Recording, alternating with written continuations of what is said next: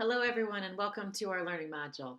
We continue to see in this course the importance of the topic of well being to the social aspects of aging. And we are going to now turn our attention to the topics of economics and living arrangements and how closely they are tied to well being in aging. Older adults' roles, opportunities, activities are influenced heavily by things like employment, retirement, and poverty. We're going to come across a term called cumulative disadvantage, and we're going to learn how cumulative disadvantages are things that tend to persist throughout the lifespan, and that adults who are at risk for economic and other types of insecurity in their middle years often see this trend, unfortunately, continue into their later years.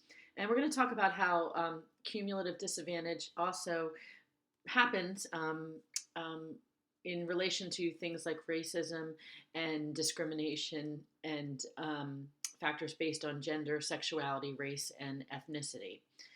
Older adults are working now into their later years, often, sometimes even into their 70s and 80s. It's no longer unusual to find this happening. And this is born out of many different reasons, everything from need to personal preference.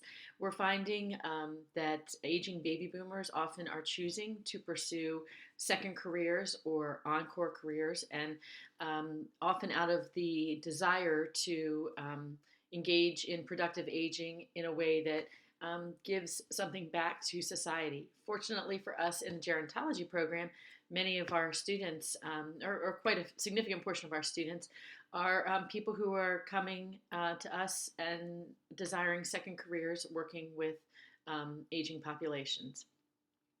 We will move on then to talking about the social implications of living arrangements. And we will talk about the myriad of living options available to older persons. Many of these types of environments and the things that come with them, the long-term services and supports that come with them, will be familiar to a lot of you. You may come across some terms or environments that you haven't encountered yet in other courses that are interesting to ponder. What's important to know, of course, is that the desire to age in place persists, and that fortunately in recent decades, government assistance as public dollars has followed this desire somewhat. Medicare and Medicaid dollars have been channeled to helping to support home and community-based services and to promote aging in place.